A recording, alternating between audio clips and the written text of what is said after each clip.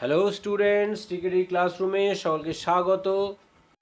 আজকে আমাদের আলোচনার বিষয় মাধ্যমিক গণিতের সংক্ষিপ্ত প্রশ্নোত্তর। আজকে আমাদের আলোচনার সপ্তম পর্ব।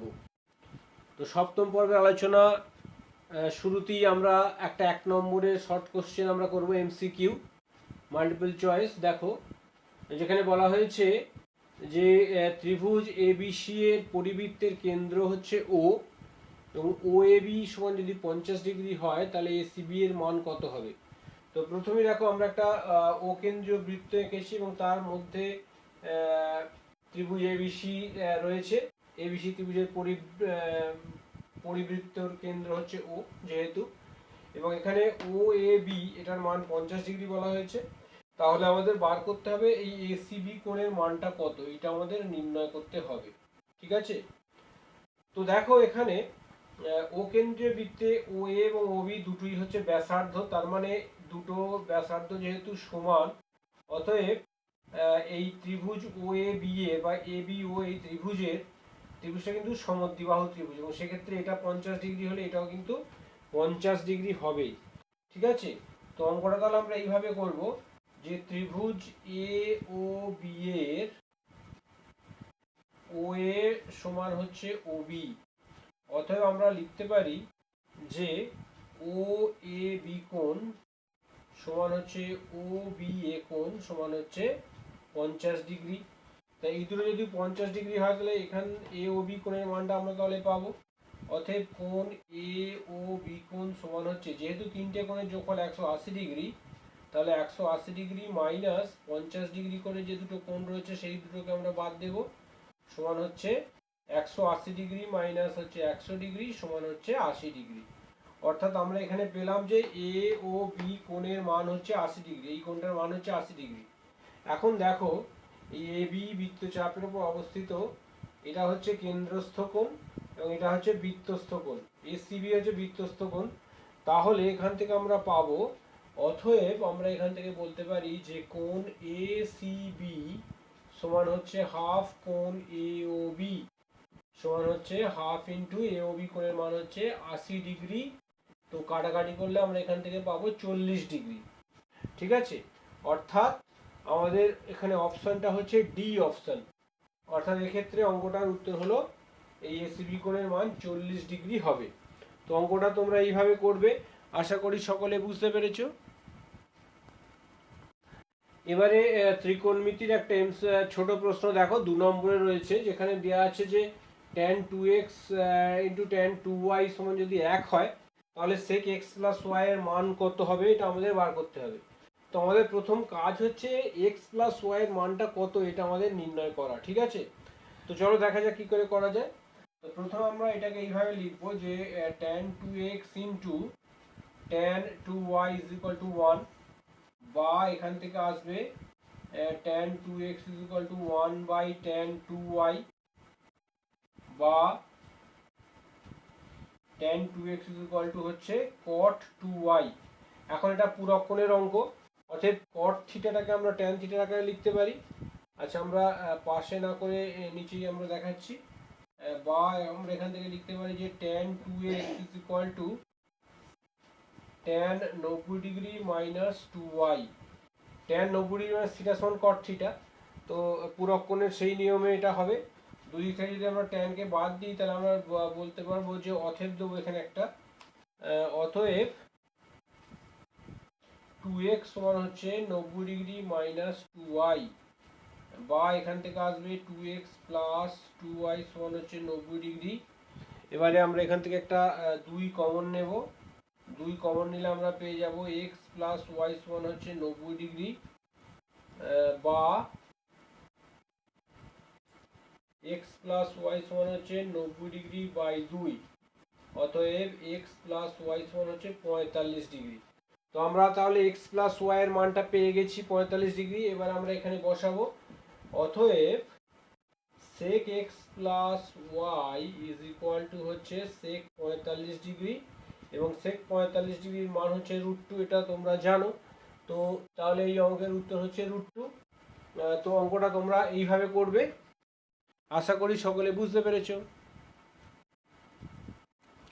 এবারে 3-এর দাগের অঙ্কটা দেখো, যেখানে ট্রু ফলস অর্থাৎ সত্য মিথ্যা আমাদের বিচার করতে হবে। একটা 1 নম্বরের অঙ্ক, যেখানে বলা হয়েছে যে দুটি নিরেট গোলকের আয়তনের অনুপাত 1:8 হলে তাদের বক্রতলের ক্ষেত্রফলের অনুপাত 1:4 হবে। তো এটা সত্য না মিথ্যা সেটা আমাদের বিচার করতে হবে। আমরা প্রথমে তাহলে ধরে নিই, ধরি গোলক দুটির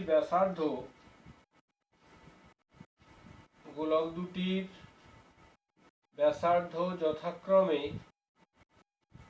স্মল আর একক ও ক্যাপিটাল আর একক। ঠিক আছে, তো প্রশ্নানুসারে তাহলে আমরা এখান থেকে কি পাবো দেখো। প্রশ্নানুসারে এখানে বলা হয়েছে যে গোলক দুটি আয়তনের অনুপাত, অর্থাৎ আয়তনের সূত্র হচ্ছে 4/3 pi r cube by 4/3 pi capital r cube সমান হচ্ছে 1:8 এটা দেওয়া আছে, অর্থাৎ আমরা লিখবো 1/8। এখান থেকে দেখো 4/3 পাইটা কেটে যাচ্ছে, তাহলে আমরা যেটা পাবো বা small r by capital r তার হোল কিউ সমান আমরা এখান থেকে পাবো 1/2 তার হোল কিউ, এটা আমরা পাচ্ছি। বা আমরা এখান থেকে যেটা পাবো small r by capital r সমান হচ্ছে 1/2, এটা হচ্ছে। ঠিক আছে, তো এখন যেটা আমাদের বার করতে হবে যে বক্রতলের ক্ষেত্রফলের অনুপাত। অতএব গোলক দুটির বক্রতলের ক্ষেত্রফলের অনুপাত সমান, তো ক্ষেত্রফলের সূত্র হচ্ছে 4 পাই আর স্কোয়ার। তো 4 পাই আর স্কোয়ার এই সূত্রটাকে আমরা এখানে কাজে লাগাবো। তাহলে আমরা লিখবো যে 4 pi small r square by 4 pi capital r square. এখানে দেখো 4 পাই তো কেটে যাবে, আমরা যেটা পাচ্ছি small r square by capital r square, অর্থাৎ small r by capital r তার হোল স্কোয়ার, এটা আমরা পাবো। মানে হচ্ছে 1/2 এখানে আমরা পেয়েছি, তো 1/2 এর হোল স্কোয়ার মানে হচ্ছে 1/4, অর্থাৎ 1:4, তাই তো। তাহলে 1:4 পাচ্ছি। তো এটা দেওয়া রয়েছে যে অনুপাত 1:4, অর্থাৎ এখান থেকে আমরা বুঝতে পারছি যে বিবৃতিটি সত্য। অতএব আমরা এখানে উত্তর লিখব যে অতএব বিবৃতিটি সত্য। তো এইভাবে আমরা কনক্লুশনে আসব, এইভাবে আমাদের অঙ্কটা করতে হবে। আশা করি সকলে বুঝতে পেরেছো। এবারে 2 নম্বরের একটা ইম্পর্টেন্ট অঙ্ক দেখো, যেখানে বলা হয়েছে যে একটি ত্রিভুজের দুটি কোণের মান 55 ডিগ্রি 12 মিনিট 36 সেকেন্ড ও 64 ডিগ্রি 47 মিনিট 24 সেকেন্ড হলে তৃতীয় কোণটির ষষ্ঠিক মান কত। তো প্রথমেই আমরা যেটা করব যে ত্রিভুজের তিনটে কোণের যোগফল আমরা জানি 180 ডিগ্রি। তো প্রথমে যেটা আমাদের করতে হবে যে দুটো কোণ যে দিয়ে দিয়েছে এই দুটো কোণের মান কত, ষষ্ঠিক মান কত, সেটা আগে আমাদের বার করতে হবে। তার মানে মোট এই দুটো কোণের মোট কত মান সেটা আগে আমরা বার করে নিই যোগ করে। তো আমরা নিচে নিচে আমরা তাহলে লিখব যে 55 ডিগ্রি 12 মিনিট 36 সেকেন্ড এবং 64 ডিগ্রি 47 মিনিট এবং 24 সেকেন্ড, যদি আমরা যোগ করে আমরা কি পাই দেখো। আচ্ছা, আমরা এখানে পাবো 6 আর 4 0, হাতে রইল 1, 4 আর 2 6, অর্থাৎ 60 সেকেন্ড আমরা পাবো। 7 আর 2 9, 4 আর 5 59 মিনিট পাবো।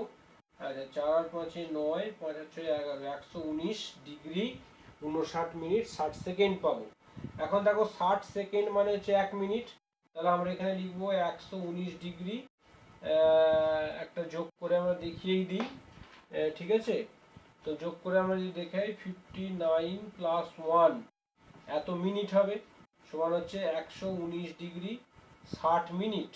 এখন দেখো 119 ডিগ্রি 60 মিনিট মানে হচ্ছে আবার 1 ডিগ্রি, অর্থাৎ 119 ডিগ্রি প্লাস 1 এত ডিগ্রি হবে, সমান হচ্ছে 120 ডিগ্রি হবে।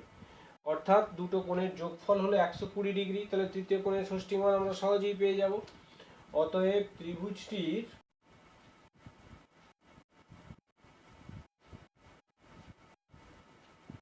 তৃতীয় কোণের ষষ্ঠিক মান সমান 180 ডিগ্রি মাইনাস 120 ডিগ্রি সমান হচ্ছে 60 ডিগ্রি। ঠিক আছে, তো 60 ডিগ্রি হচ্ছে তৃতীয় কোণের ষষ্ঠিক মান। তো অঙ্কটা তোমরা এইভাবে করবে।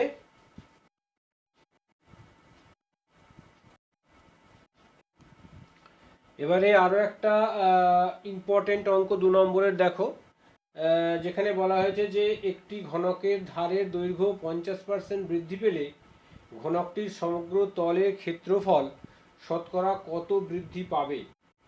তো ঘনকের সমগ্র তলের ক্ষেত্রফলের সূত্রটা আমরা জানি 6 ইন্টু বাহু স্কোয়ার। তো সলভ করতে গেলে আমরা প্রথমে এটাকে আমরা লিখব যে ঘনকের সমগ্র তলের ক্ষেত্রফল, ঘনকের সমগ্র তলের ক্ষেত্রফল সমান 6 ইন্টু বাহু স্কোয়ার। অর্থাৎ এখান থেকে আমরা বুঝতে পারছি যে সমগ্র তলের ক্ষেত্রফলটা বাহু স্কোয়ারের সঙ্গে সরল সম্পর্কে আছে। ঠিক আছে, তো এবারে আমরা ত্রৈরাশিক নিয়ম করব। এখানে বাহু স্কোয়ার করলাম আর একদিকে করলাম ক্ষেত্রফল। ক্ষেত্রফলটা পার্সেন্টেজ বা শতকরায় থাকবে এবং ধরলাম আমরা 100 একক বাহুর জন্য ক্ষেত্রফল হচ্ছে 100%। ঠিক আছে, এবারে ধারের দৈর্ঘ্য 50% বেড়েছে, অর্থাৎ 100 এককে যদি 50% বাড়ে তাহলে 150-এর হোল স্কোয়ার হবে এবং তখন পরিবর্তিত ক্ষেত্রফলটা কত হবে আমাদের বার করতে হবে। এখন দেখো ঘনকের ক্ষেত্রফল,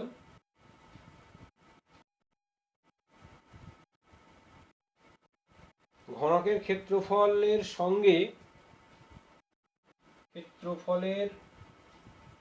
সঙ্গে বাহু স্কয়ারের সরল সম্পর্ক।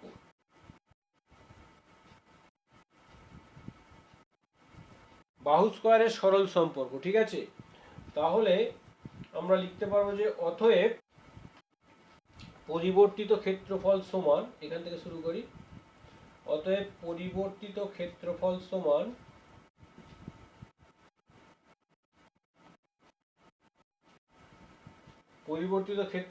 হচ্ছে 100 ইন্টু 150 স্কোয়ার বাই 100 স্কোয়ার এত পার্সেন্ট।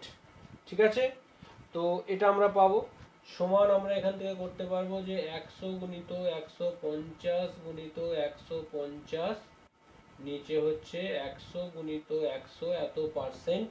তো একটা 100 কেটে গেল আর দুটো শূন্য আমরা কেটে দিয়ে আমরা পেলাম 15 225% পেলাম। তো ক্ষেত্রফল তাহলে 100% থেকে হয়ে গেছে 225%। অর্থাৎ এবারে আমরা তাহলে বিয়োগ করে পেয়ে যাব। অতএব এখান থেকে আমরা লিখতে পারবো যে অতএব ক্ষেত্রফল বৃদ্ধি সমান, অতএব ক্ষেত্রফল বৃদ্ধি সমান 225 মাইনাস 100%। তো এটা হলো ক্ষেত্রফল বৃদ্ধি সমান হচ্ছে 125%। তো 125% ক্ষেত্রফল বৃদ্ধি পেয়েছে, এটাই হলো এই অঙ্কের উত্তর। তো অঙ্কটা খুবই ইম্পর্টেন্ট একটা অঙ্ক, আশা করি তোমরা সকলে বুঝতে পেরেছো। অঙ্কটা এইভাবে তোমরা তৈরি করবে। ওকে, সপ্তম পর্বের আলোচনা আজ এখান পর্যন্তই এবং পরবর্তী আরও নতুন নতুন প্রশ্ন নিয়ে, যেগুলো তোমাদের মাধ্যমিকের জন্য খুবই ইম্পর্টেন্ট গুরুত্বপূর্ণ তেমন কিছু প্রশ্নোত্তর নিয়ে আবার হাজির হব পরবর্তী ভিডিওগুলোতে, পরবর্তী পর্বে আলোচনাগুলোতে। এবং পরবর্তী তাই সকল আলোচনাগুলো দেখার জন্যে অবশ্যই দেখতে থাকো আমার চ্যানেল টিকেডি ক্লাসরুম। এবং যদি তোমাদের ভিডিওগুলো ভালো লেগে থাকে, তুমি উপকৃত হও, তাহলে শেয়ার করো ভিডিওগুলোকে বন্ধুদের মধ্যে এবং অবশ্যই সাবস্ক্রাইব করো আমার চ্যানেল টিকেডির ক্লাসরুম।